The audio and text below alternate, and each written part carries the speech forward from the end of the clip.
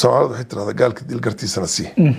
أنا كان مصور دورنا من دور شدة عن صورة ويليام روتو ها وعدك وير بوكيه اللي ماشي أنا اللي قصو دورتي كارثة ها مدمر كودنك وقصه كبعه وإلا هذه وين عشورة البضيعة شعب كوا إني ما هيفي ليفتنج وأنا يدعها هذا دي سنتهي وأنا لازم عليس يقعدها عليس أن عادي هن أقعدها عروش شيء حرتين عروش أي حرتين nin hashiisi ay shingal noqonayso oo midna 8 bilood ramay ay tahay gaajo uu saxan kara habeenkii waxa uu xoogiyay maalinka ay hasha dhasho inuu dhargi doono Soomaalida oo waxba siinin waxba markii la xisaabo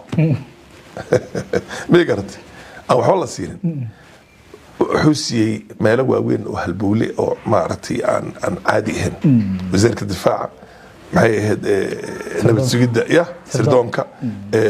maxay ahayd الدم بارستي أفجنبي بوهاب هدي كودي تابوها وطاسي شخصيات كلا يصورن كانوا يكدم بين حين كده كجرا ما لك كجرين كجرا هي مدحويني هرا كجرا حتى الرد دولة دي كجرا يا كمده أنا يسمع بدي معارض نواد هاي معارض وحن كوهاي أفكارتنا معارض كوهاي دولتنا وان كسور شيء مركي هوري ما أنا صور لسن يس وحن عودي لما الشيء مركا بالله وجيبا جنزي مظاهرات كنيو فاينانس بيل كنيو عشور تنيو حبك ما يشيل حكم كان لا يقاضي 2022 يا وحي لقريني بنانك وصوبحي او ميل كستا كنايستي ميل كستا الي عدوان سومالي هنا انا ما قبل uhuru kenyatta nin hadda magaciisa aan ku sheegin laakiin systemka ku jira oo maanta madax ah oo haduu fiirsanaya maxay xasuusan doona iyo wuxuu ku yiri wallahi aniga hebelow oo dawladda isku jiraan hebelow waan qabsan biiri Jubbaland aniga uhuru badhay ha I'm going to invade occupy and annex Jubbaland unaha qabto oo madaxa kaga fariisto wuu istusay لكن استرتقل نقولي أنا ونكسونا كل ولا ونكسوي ولا فهم سما أنا كو خسارة أو كو جب أو كو بابي أرسكوي أنا واحد نقال ماشي أنا مجرو حقا نقال نك كوكيده حوله حد حارس نيروبي كو جلان كان صومالي أنا هلا ده حارس بيجري كران نك أديك كل متك وما جاي إنه حول هذا نقاطه عرفت هذا ما أرتي عمايو وهدولي أي مد هراء مرت مد مركز لما كافر حمينا قبل هذا أظن ما حتى أظن ما عم بميل طالاتي وحي إن من كان وضع وهشير النمو صباح عدد الدولة بقى لقوا ارتقاية the rule of law شرعيا انك اسكو ديانو الماضي مدحتويدا انتو كسب دربي go'aanka shan waa in lagu tiriyaa meedkiisa laga qaada meesha ku soo dhawow royal oo guryaha naansan ugu imow reerkana la kaalay adaa u riyaaqiye waraas qabow royal reer lagu dhaqo ruuxdu ay ku dagi ruun hooyada iyo raaxa gabadhaada riyadoodii weeyaan halka lagu hodmee hoy laga helaa iyadoo heer sareyso ragna soo hanaashay waa royal shirkadda dhismaha ee royal modern homes waxa ay dabaqyo mataanaha twin towers ka dhisaysaa xaafadda Parklands ee magaalada Nairobi guryahan waxay leeyihiin qolal waasac ah garoon weyn oo carruurtu ay ku ciyaarto masaajidkii gymkii supermarketkii goobtii dabaasha dugsiyadii quraanka iyo madarsadii baakinadii gawaarida waxaa sidoo kale guryaha royal ku xeeran xarumihii waxbarashada iyo caafimaadka waxaa cajiib ah in qofkii guri gadanaya aysan jirin percentage ama qiimo gaar ah oo lagu xirayo balse uu iska bixinayo wixii uu awoodo waxay faafahintaasi dheer kala xiriir nambarada hashada ka muuqda assalaamu calaykum waraxmatullaahi wabarakaatuh kula wanaagsan daawadayaal ku soo dhawaada waraysi gaar ah oo aan la yeelanayno mudane Faarax Macalin waa siyaasi rugcada ah xildhibaan ka tirsan baarlamaanka wadanka Kenya aadna u daraaseeya arrimaha geeska Afrika waxaan waraysigan wax badan kaga weydiin doonaa xaaladda wadanka Kenya iyo waliba arrimo kale oo Soomaalida khusayay inta uu socdo ee baawada loo ogolaado mudane Faarax marka hore ku soo dhaw waraysan gaarka assalaamu calaykum waraxmatullaahi wabarakaatuh waa tahay waxaan ku bilaabaynaa Kenya maalmihii la soo dhaafay waxa ka jiray kacdoon banaanbaxyo ka jiray dadku waxoogaa war ka hayaan xaaladda socotay bal haddaad u iftiimiso dadkana daawanaya xaaladda wadanka iyo imika waa sidee wadanka uu degan yahay xasiloonidii way jirtaa xasiloonida guudna marnaba ma ayan khalkhal halis noqon kara weli ma ayan gaarin heerka waayo dowladda markii waxa hadda ay wax badanaa laleeyahay waxa weeyaan markii hore waxay ku bilaabatay finance billka waa sanad miisaaniyaedka 2000 miisaaniyadka 2024 allocationka maaha miisaaniyadda sida loo isticmaali maaha laakiin sida cashuuraha kala duwan oo fara badan oo la isku keenayo oo xoolihii dowladda ay ku shaqeyn lahayd sanadka asaga meeshay ka imaan lahayd baa la isku haystay finance bill waa taxes basically meelaha canshuuraha la saarayo horta waxaa fiican in la ogaado wadankan 2022 markay doorashada dhamaatay khasnada dowladda iyada oo faaruq baa lagu tegay cuna lacagti waxaa daldasheen oo rarteen kuwii ka horreeyey madaxweynihii hore iyo wixii la shaqaynay ma la huba arrintaas gebigeeda waxaa kofaski waxaa loogu imaaday empty say soo ku noqon kartaa way noqotay madax dalkan soo hogaamisay oo dalka way rabtaan way dhacdaa horta markastoo isbedel uu dhacayo waxyaaba caankaa u eg way dhacaan laakiin way wax yara xadadan bay noqotaa inta badanaa oo waxna way la carraana way la dhuntaana way boobaan waxna waa loogu imaadaa laakiin waxba loguma imaan hadda waxaa kaloo maaragtay shinka galay deemo badan oo hore loo qaato barkood 10 sano horteed la qaatay sida eurobondka oo kale oo waqtiga la bixin lahaa hadda ay ku aadan tahay waxyaabo lagu qabtay oo maaragtay maanta la taaban karana in badan aanan jirin deemahan waxay ahayn deemo laga qaaday commercial bankska banuugta bamstariga oo ganacsiga dadka leeyihiin wal banki IMF maaha bilateral oo wadan laga soo qaaday oo wadanka asaga aad ku heshiisaanna ma ahayn marka maturity waa hadda ahayd marka waxaa lagu qasbanaaday markay arrimaha saas oo kale ay u dhacaan wadanka waa in culeysyo aan caadi ahayn la qaada sifa xarajka looga baxa waa kaad arkayseen muddo yar gudaheed dollarka way isbedeshay shilinka ayaa hoos u dhacay 50% buu dhaafay inuu hoos u dhaca 100 bay ahayd markii hore markii isbedelku dhacay laakiin wixii ka dambeeyay maadaama aanan dollar badan law of supply and demand dollarka loo baahnaa uusan central bank iyo meel kastoo dhan bay ay khali yihiin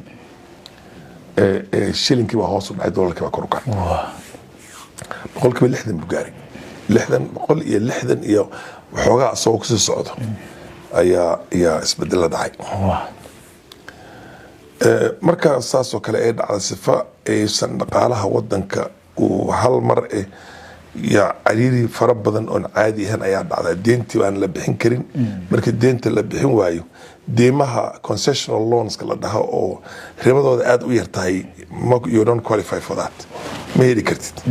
waa inaad bunuugta markaa ganacsiga aad ku oradaa haddana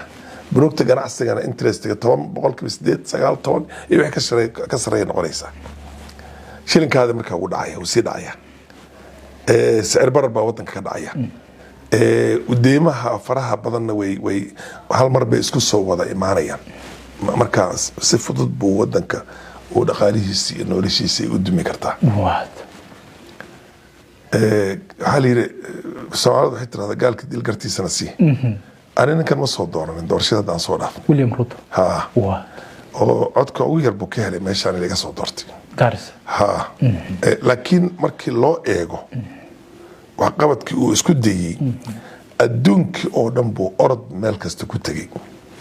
sifo uu u helo mise lacag grants oo maaragtay deeqe mise uu u helo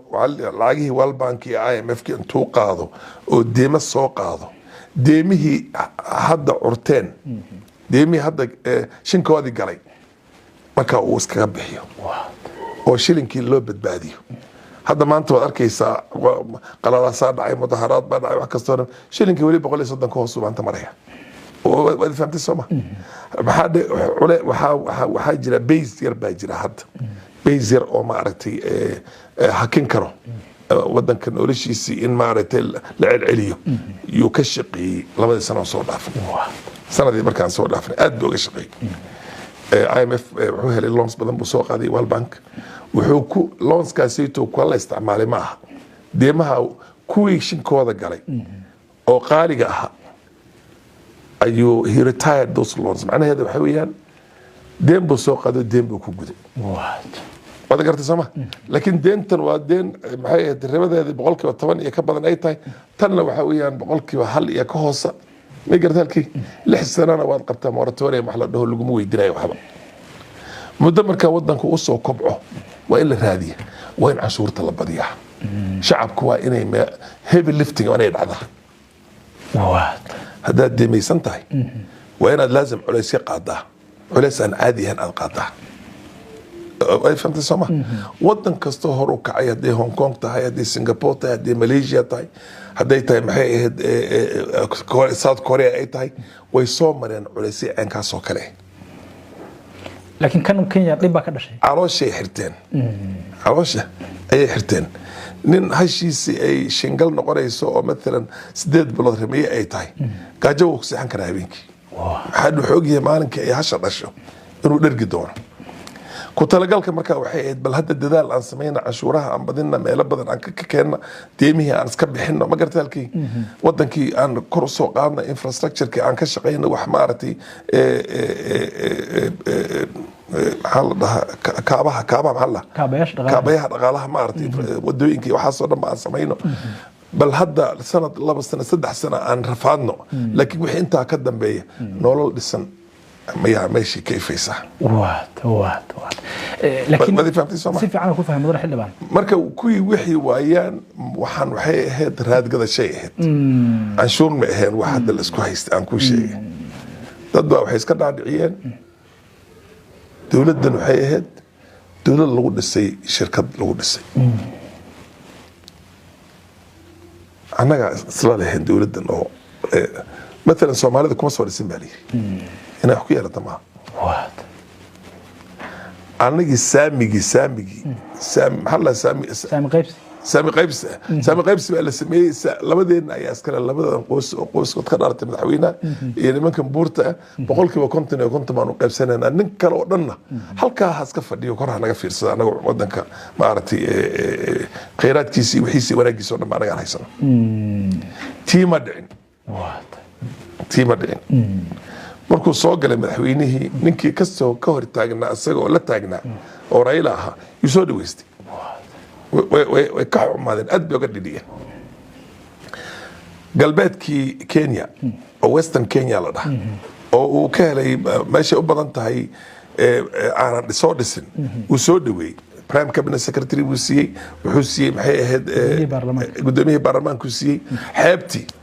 oo waxba fiican aan uusan ka helin uu soo dhaweeyay wada gartay Soomaa wasiir maxay ahayd meelku oo halbowle nagu siiyay gudoomiyaha sanadka aqalka sanad nagu siiyay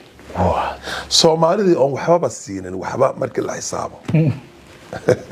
ma gartay aan waxba la siinin wuxuu siiyay meelo waaweyn oo halbowle oo maaragtay aan caadi ahayn wasiirka difaaca maxay ahayd nabad sugidda ya sirdoonka maxay ahayd dambi baaristi la taliyaal badan oo maaragtay arrimaha halbowle ahyaan oo dadka asaga runtii wax la talinayaba oo arintan hadda iqtisaadigan lagu sheegayo iyo sidan hala sameeyo cashuurtii waxyaabahan laga shaqeeyo nin Soomaali oo wasiirnimada soo maray Barclays Bank na uu ahaan jiray managing director Barclays Bank oo Africa iyo Asia na mar uu ahaa managing director u ahaa oo Hong Kong iyo Singapore iyo wadamahaas iyo Malaysia inta ka xukumay intaas oo dhanbo oo dadka adduunka marka la fiiriyo hadda financeska marka la fiiriyo iyo waxyaabahaas oo kale farakutiriska oo madow oo xirfada qabo yaa jira aadan maxamed ninka la oran jiray walkan sana uu soo dhaweysto wuxuu ka dhigtay la taliya dhankaas talooyinkan badanaa ninka siinaya waa ninkaa waa tahay iyo dad kaloo lamid ah si fiican ku fahmay markii dadkii badnaa oo wadankii oo dhan buu isku keenay madaxweyne ku-xigeenka oo lahaa meeshan labadiina maaragtay ku shirke uu ka xumaaday uu ka hor imaaday nimankaas khilaafkan hadda halkaas ku salaysan yahay u dhaxay madaxweyne khilaafkan 70% meeshaasuu ka socdaa waa tahay marka waxaa la iska dhaadhiciyey waxay dhaheen annaga saarnay kursiga saastuu usoo galay horta ninkii Uhuru la oran jiray wuxuu ku bilaabay fawdi iyo mudaharaad buu ku bilaabay asagoo la socdo Raila Odinga ninkii laga badiyay doorashada iyagoo isla socdaan baa wadanka oo dhan bay fawda ku bilaabeen markay madaato 6 bilood meelaha fawdada ay socotay waa kan la tagay u yeeray Raila Odinga oo la heshiiyey oo handshake baa ka dhacday handshake way aad bay ugu xumaadeen rigaada Gachagua iyo tiimkaas oo dhan aad bay ugu xumaadeen marka waxay noqotay war annaga wixii u soo dhimanay annagii inaan isku koobnay ahayd waana u baranay wax annaga aan ku koobannahay madaxweynaha ugu horeeyay wadanka buurtu ka yimid 15 sano wadankan buurta uu u shaqeynay inta kale oo dhan koron bay ka ilaa way ka kor bay ka kula xayna ka ilaa shariif leefta wadanka oo dhan buurta ahayd 15 sano markuu dhameystay waxa soo galay ninkii la oran jiray Moi waxay ugu yeereen daruur na dhaafayso daruur passing cloud iyaga inay ku kala badbaadaan maxaa waxa isku haystay niman la oran jiray Kiambu Mafia iyo Muranga iyo maxay meesha la yiraahdo Nyerina heshiis ma ahayn waxna Kenyatta markuu meesha ka baxay annaga hadana meesha aan galno rag ay baa jiray oo Kiambu ah oo nin Njoroge Mungai la oran jiray iyo Mbii Koinange iyo dad baa jiray oo maaragtay annaga haleehay dawladda marka qayb iyaga wixii u dhaxeeyay qayb sanaantii iyaga u dhaxeeyay iyo horta Moi ka faa'iideystay kuwa soo dhaweystay Moiina muddo yar haya annaga aan kala wareegno baahid Moi inuu meesha aad u sii jooga ma ahayn wakiin inqilaabka la isku diyay markuu 4 sano ka yar u hayay 4 sano kaamil markuu hayay yaa inqilaab la isku diyay oo maalmo dhiman inqilaabka waxa ka dambeeyay inta badan aan Jonjo iyo rag la midka ah nin general ah oo kariirka la oran jiray iyaga ahayn wajiga hore nimankan maartay biyaha macaanka imaaday oo Raila dhankiisa ka imaaday waa lagu adeeganay aduu markaa wax saa u eg yay istuseen haddana waan ka dejinayna kursiga annaga saarnay hadduu wadanka uu rabo inuu nin kastaba uu maartay qayb ka soo geliyo waanu ka dejinaynaa bixid Uhuru ka soo horjeeday oo ay buurta ay ka tagtay markii hore oo ay dhaheen annaga Raila hadana wada kuma raacayno Ruto baan soo dhisanayna iyo asay iyo kii ka soo jeedo waa la sutay marka dambe waxa la hagaajiyay Limurti wax la dhaho Toxalkan Limurti toos bay u sheegay waxay annaga saarnay annaga ka dejin karaan marka waxay istuseen baan ku sheegay maxay istuseen buuq baan ku fureynaa popular movement revolution baan ka dhigaynaa thawri baan ka dhigaynaa thawrad baan ka dhigaynaa been run baa la isku daray waa been sheeg waa kan caynkan waa wax un adig wax un la garacay durbaan baa la tumay deemaha oo hadda wadanka ka dhaqaaqi laayayna asaga ma qaadinayo Uhuru baa qaaday waxay ku oranayaan ku-xigeenkiisu ahaa ku-xigeen wadankan awood ka male ninka iyo ku-xigeenkiisana wuxuu ku talagalay Uhuru inuu ballantiisa nooga baxa ma gartaalkii ku dangaaro markuu ku dangaaro dhulka uu maartay la simo awood ma lahayn marka malmihii dambe uu iska dhigay inuu awood ka agdhow yahay oo qosolka ay waxa soo dhanbo waxay uu iska ahayd un maartay dadka ku arkaan in aanan ka hor imaanin iyaga wana ku faa'iiday maxaa way intee ka tageen Uhuru ayay ku kiyada waxay dhaheen annaga aan dooranay iyo dadkii buurta aan dooranay ninka asaga waa tahay damacoodii hadda damaca marka wuxuu ahaa intii buuqa lagu wada sidii Umar Bashir oo kale iskaga taga meeshii helicopter oo ka qaatay State House la soo galay baarlamaanka waa la soo galay way qabsay baarlamaanka dadka baarlamaanka gale marka waa dad laga keenay Githurai iyo Ruaka iyo maxay ahayd Kiambu iyo meel kasta ka imaaday cidda buurta way ogeed waxay sameynayso dhalinyarada Gen Z lagu leeyahay kulli waxa dhalay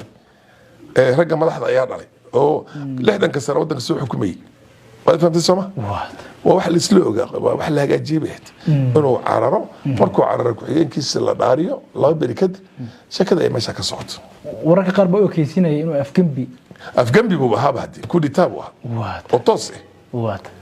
shakhsiyaad kale soran karo way ka dambeeyeen ku-xigeenka kadib ku jira waan meel la ka jirin waxa ku jira maxay ahayd madaxweynaha hore ku jira xataa rag dawladdiisa ku jira ayaa kamid ah rag dawladdiisa ku jira dadkiis dawladdiisa ku ma la ogyahay wala soogiye kulli wala maxay mutaysan karaa marka wala ya maxay wallahi waa hadda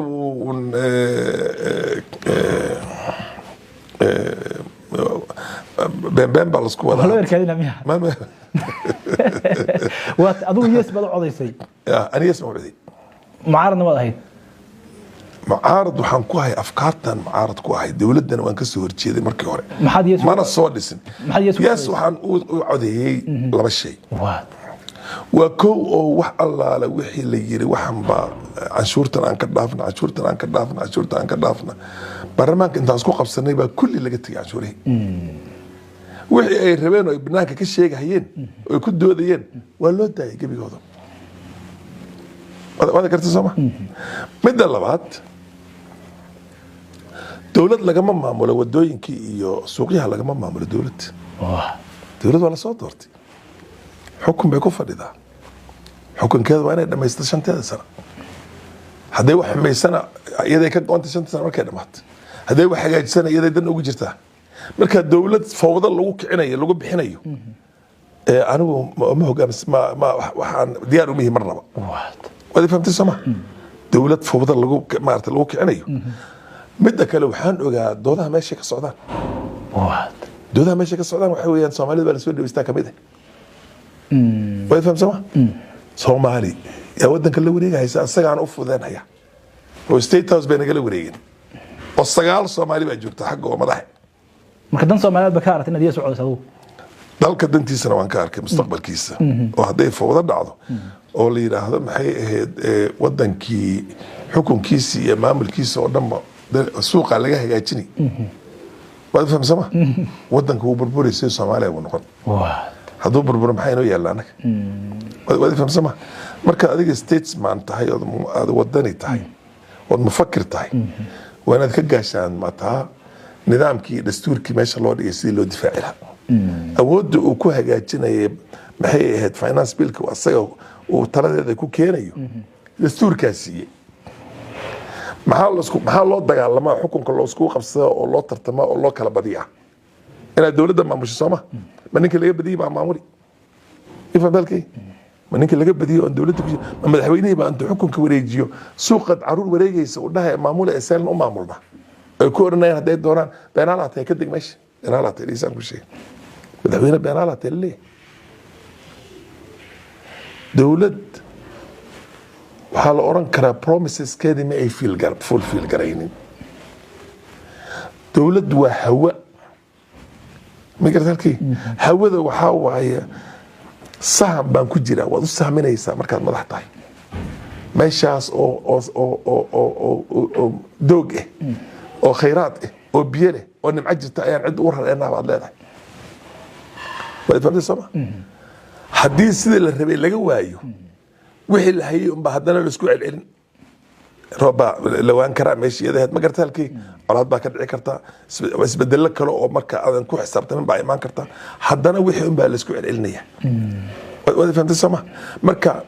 ballanqaadkeedii bayan fulinin mise dhamaystirin waa lagu oran karaa ballanqaadkii yayn dhamaystirin waa lagu oran karaa laakiin ballanqaadka markuu kuleeyahay qofkan uu kuleeyahay shaqooyin baan beeraynaa waxan baan samaynaynaa wixiina uu ku shaqaynayo dhex ordahayo wax xadadan oo 6 bilood gudaheed baan ku samaynaynaa 3 bilood gudaheed baan ku samaynaynaa ma aha ilaan dawladda waxaa weeyaan waa adduunka dawlad dhamaystiran oo kaamilan ma jirto maraykanka soo baajad ma qabto laakiin sama soo la isku ma haysta hadda noloshii baa hoos u dhacday noloshii baa caynka noqotay waxyaabahan buu ku khaldamay soo lagu ma haysta Biden waad fahamtay sooma colaad buu nageliyay ma fahamtay halkii hantidaanadii baa meel kasta kala tagtay shacabkaanigii baa rafaadsan oo gaajeysan oo darqiyaha seexanayaan homeless soo la isku ma haysto waxaan kaas oo kale ma ka bax xafiiska Allah way taas baan ku imaananaa waan soo soconaa ka carar yaana madax weey waxaan jeezi lagu leeyahay yaa madax waxba kama jiro yaa madax ayaa dadkan unbaa ka dambeeya dadkan dawladda ku jira madaxweyne ku-xigeenka uu ka kow yahay iyo madaxweyne hore unbaa waxaan kala maamulaya waxaan wuxuu hadda ka dhashay kacdoonkan hadda arinta finance bill ka ansixiseen adigu baad iyo isugu codaysay dib baa dhacay ma way ku horeysay buuq laakiin kacdoon kan balaaran iyo in baarlamaankii la galo wuxuu ka dhasho markaad waxa weeye isugu codayseen dib baa dhacay wax lagu talagalay buu ahaa dhigaysanaa ku sheegay wax meesha u socda la og yahay buu ahaa maxaa loo gaashaamo way marka diiba see loo gaashaamo see la sameeyo marka la gaashaamo dawladdu maxay uga gaashaamo weydo ciidan loo dhigi waay iyo wax kasta meesha loogu talagali waay waa su'aalaha la isweydiinaya haddaba waad fahamtay Soomaa dad baa waxay koranayaan dawladdii dad kamid ah baa ku jiray oo waxaan u fududeeyay oo askarta ayaa soo hogaaminaysay dhalinyaradii waad dad baa koranaya ninkan qaylidan iyo buuqan iyo waxan oo dhanbo salkeeda in la gaaro la ogaado meesha loo dan leeyahay waxa lagu raadgadanay ma ogi ayuu diyaar u ahaa inuu arko way fahamtay Soomaa wixii baa hadda soo baxay markuu saa ninka khudbadda u jeediyay uu leeyahay waan ka noqday finance bill-ki oo waan dib baan uga noqonay iyada oo khalad ay tahay oo dastuurkuusan ogoleen oo systemkuusan ogoleen oo dhaqanka dawladnimada ay ogoleen haddana waan idin yeelnay buu yidhi haddana way sii socdeen waay sabab haddana waxay dhaheen ka kacday meesha marka wixii loo socday markii hore waxay ahayd waxyaabaha waxaa ka mid ahaa laguma rumaynayo been baad sheegaysaa beenta waxaan hadda adi maaragtay madaxweyne intuu shirjaraad sameeyey u yeeray dhalinyaradii kaale aan doodna leh intaad adduunka ku aragtay oo shacabkiisa inuu la dooda diyaar u twitterku 2 saac ku jiray ma oo inuu ka dhaadhiciyo war waxaan aan sameynay sababtan ku dhageysan mayna asbaabtaas oo dhanba waxaan ka dan leena mar kursi ka marka bilaawgiiba jenzi iyo mudaharaadkan iyo finance bill-kan iyo canshuurtan iyo waxba kama jirin xukunka in laga qaado waa tahay su'aal kale wadi kartay soo si fiican ku fahmay xukunka in asagana laga qaado shirkadda dhulalka ee Safari Assets haddii aan sifeeyoon bulsho yahay Safari siday tahay wax ka sheego shirkadu weeye mug weyn oo magaceedu sareeyo dhulal aad u ballaaran oo badankood la habeeyey laamidii barbar saaran oo bursalkeedna ku yaala Safari ka beegso Safari Assets iyada ugu sareyso bulshadii ku shamuumtay oo safaf loogu jira shirkadda dhulalka ee Safari Assets waxay bulshada ugu bashaaranaysaa inay magaalada Namanga ugu hayso dhul istiraatiiji ah oo saaran laamiga qarkiisa dhulkan wuxuu ku yaala goob cajiib ah waana buur hoosteed hawadu caadi ma ahan jawiguna ka sii daran waana halkii loogu talagalay in lagu noolaado goobihii waxbarashada ayaa dhinaca ku haya wuxuu dhulkani leeyahay ceel biyoodkii masaajid iyo buurta ood ku dalxiisi markii aad doonto qiimuhu waa macquul ayaysan ku dhaafin fursadan qaaliga ah wixii faahfaahintaasi dheer Safari Assets kala xiriir Xasan Umal ama nambarka kale ama xafiiska shirkadda BBS Mall ku yaala ee nambarkiisu yahay LGB 33 anigu fiiri hadda ka hor baa dhaqdhaqaaq baa jiray BBI-da waxaan ka ahay waxaan idhi bahashan saddex ujeedooyin bay leedahay saddexda ujeedooyin ay leedahay kow inuusan ruuta madaxweyne uusan noqon oo doorashada soo socoto laga shaqeeyo sidii uusan ugu guuleysan laba sidii Raila iyo Uhuru siyaasadda loogu soo celin lahaa oo Raila madaxweyne u noqon lahaa Uhuruna loo raadin lahaa ilaa waa nin yar oo dhalinyaro bahad 60 bahad gaaray ku atwali lahaa waa nin waan yariyahay uu yari u lahaa haddana si dib haddana loogu soo celin lahaa nidaamka soo laba ma ruuto laga takhaluso iyagii oo maartay siyaasadooda dib u soo cishtaan Soomaalida cidda la yiraahdo oo iyadana laga jaro qabkoodii iyo hankoodii oo dhanbo بيع مشتري أهان فيري 2018 بهذا ما نجعل 2019 متكوت وقال سوا بيع مشتري أهان سياسة أهان مجتمع أهان سكة استوى محادة فرتي الإراتي بين نقدين وهكذا على السندات كبور تدقن عدو أن صومالي أنا جمع من محادة ودن كده قاريس بيلا وريجين حق بكل وريجين مركب ما ويش قيستان ويان أنا يعني وليش أنا ذا خمري بكرت فنيان أذكر سوا marka hadii aan sidii xalaashad aan iskaga celin karin si xaraan oo dawladnimo aan iskaga celino waa tahay arinta hadda waxa ka wadi fahamtay ma ku fahmay 2018 bet 2022 yaa wixii la qarinayay banaanka u soo baxay oo meel kasta kana isticmaal kasta ilayeen cadawaan Soomaaliyeed anaga ma qabno madaxweyne ku-xigeenka uu leeyahay muxuu yahay macnaha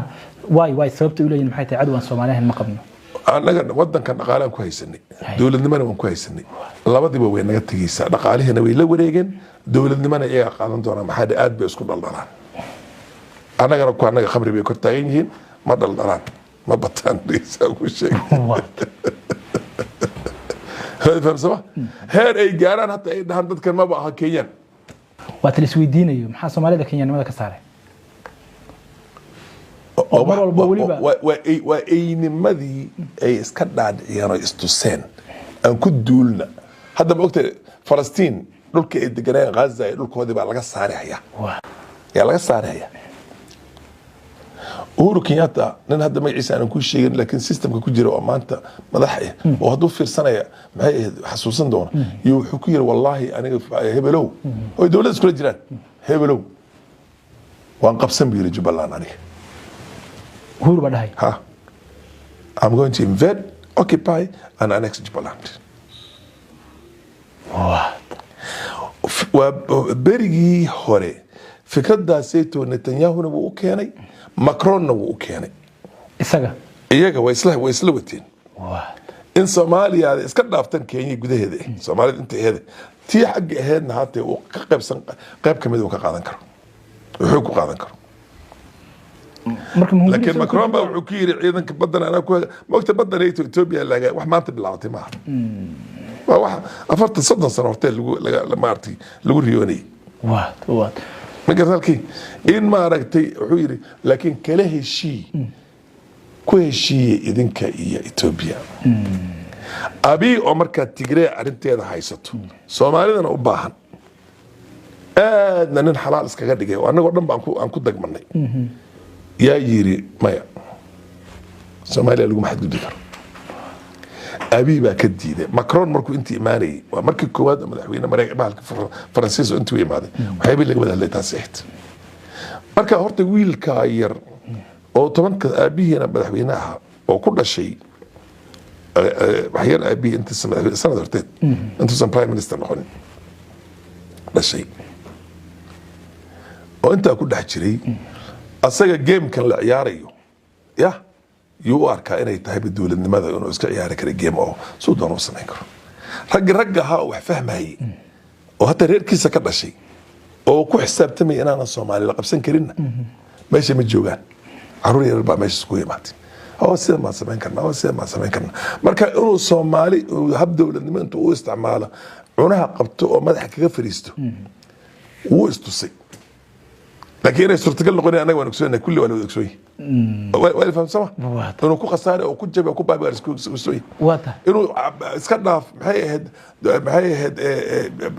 جبلان حقوق ذا كوا كينيا جوجان أو سومالي ذا لوس من يهي أو إن أنك قاعد كان موسى أنا قاعد كان كرينا موجا لكن أنا وارجع واضح على كل فهم واضح وحنقول يدربا مدن فرح سومالي ذا هنتي بدن بودن كل هذا mar walba oo qalaasa dhaco hanti bay maxay tahay sababta calaamad su'aal loo saaray hantida Soomaalida hanti badan bay dalkooda Kenya ku leeyihiin horta leeysana ku sheeg Soomaaliya waa qaran kale Soomaali waa qabiil inta degan oo saamila ka Kenya oo gobolka ugu weyn magaalada halkii markii la isku daro iyaga iyo walaalahood Oromadii iyo la isku daro waa gobolka ugu weyn Kenya NFD loo oran jiray فهم زمان أنا واحد نقله ماشي أنا ما جرو حقا نقنا نك كوكية ده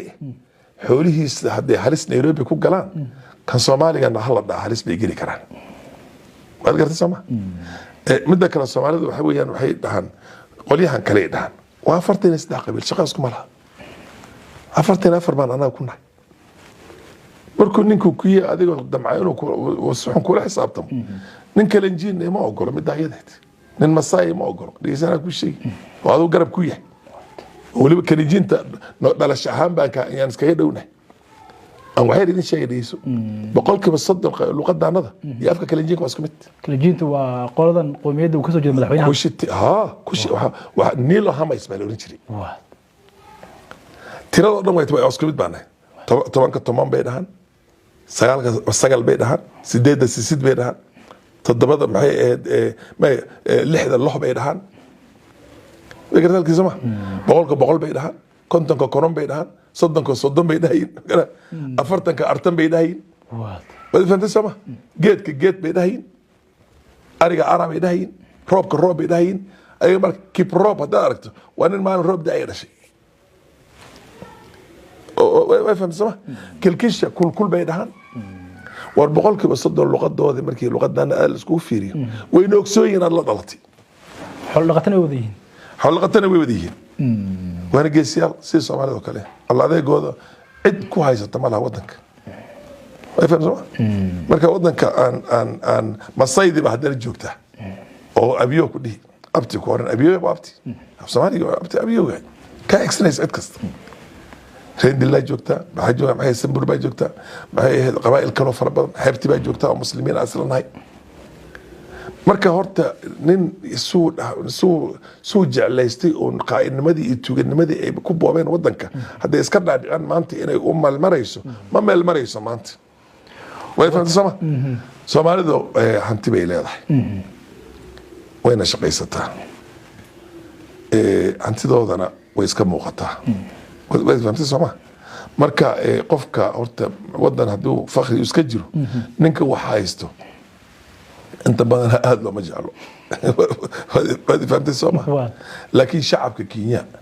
waa aqoon badan bay leeyihiin mutacalimiin bay leeyihiin ma ogola in badana boqolkiiba waxaan ku dhihi karaa 70 Kenyaanka kale ma ogola ya ka badanbo in dadka lagu xadgudbo waxay xuquuqdooda anagana Kenyaanka waan ka midnahay قبيل كشنات بشنات بان مركي ترى الله دردرو كجرو هذا نكيا أفراد لو تلمام أين يجين هذا كيا أفراد بان نكستن وأوجي هاي مدير جديد كان كواد أنا أي صفة تكون نقون كران مركا نك تاك عبسانيو كعبسانيو حالات دي أصلاً ويكون جاري رتبت نسك عادي بيجراي نقوليس حق لقى قاتي مجرته هذا هنقوليها أنا قدام بينك كتير لأنه يقولي لا دير خلصين بحق بلقى كتير والله هذا لقى قاتي لقى كتير بحق بلقى كتير يا دستي نين وجهه كل شيء نين غارس كل شيء نين نيروبي كل شيء نين محي مديرة كل شيء بعد سنة من صوماليا وكوا ما هذا dad yar baa jira oo maxay ahayd Soomaalida inta qaxootiga ku martay oo dibadaha iyo diaspora waxa iska jiraan Chinese baa jira u joogan ka badan ku ayaga cadaan baa ku nool hindi baa ku nool kuwaas ka kale bay lamid mana badna wax yar weeyaan hantida badan isliina waxa la waa Kenyan Soomaalida isliile waa Soomaalida Kenyanka wata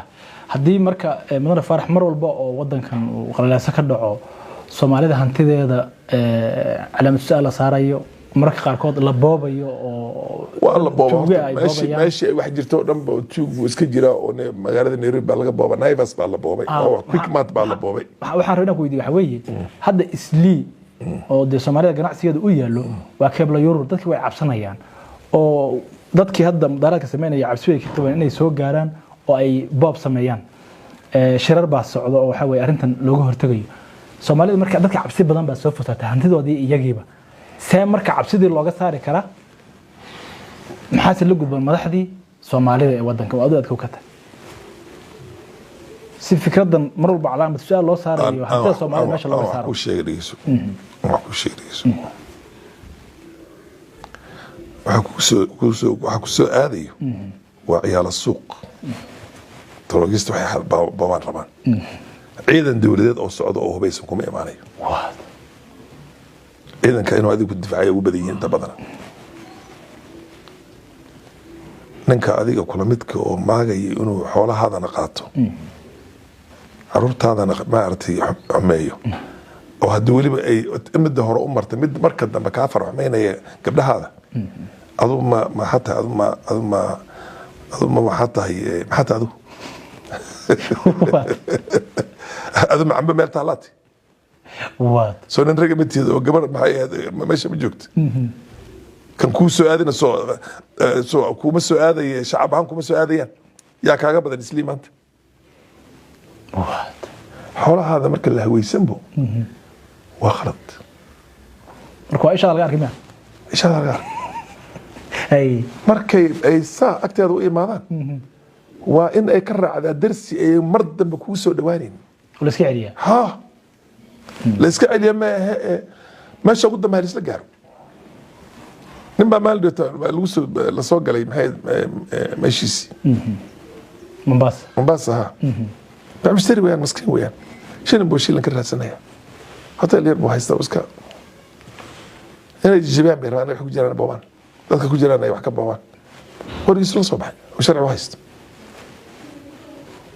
ma garsama qorigu la soo baxay